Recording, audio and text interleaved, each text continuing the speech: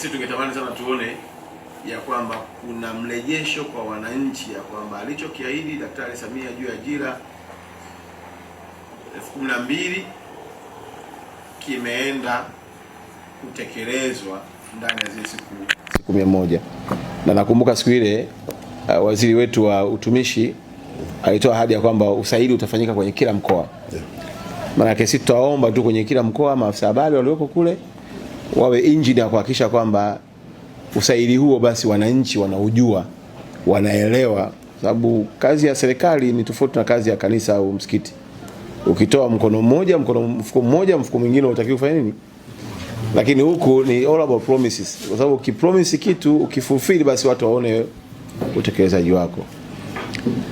Lakini kingine ni kuwaomba tu tuendelee kumpa kila wazo lililo jema katibu mkuu wetu na naibu katibu mkuu, ili na wao waweze kuwa think tank ya naibu waziri, manaibu waziri na waziri wetu. Tusifungwe kwenye cheo kwamba mimi ni mkurugenzi wa michezo, au mimi ni mkurugenzi wa habari, au mimi ni wa utamaduni. Bado haiondoi uhalali wa wewe kutokufikiri nje ya boksi. Kwa hiyo ningetamani management yetu hii chini ya katibu mkuu wetu iendelee kwa think tank inaokata cross all sector ambazo ziko ndani ya wizara yetu ya habari, utamaduni, sanaa na michezo.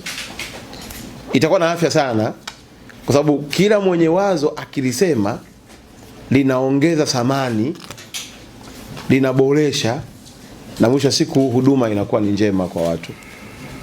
Kwa ndaomba, najua ndugu yetu katibu mkuu wetu pamoja na kaka yetu hapa ni watu ambao wako friendly kabisa, na ndio maana hata mnaona transformation nyingi ambazo wanazifanya ziko based kwenye kuongeza morali na motisha katika utumishi.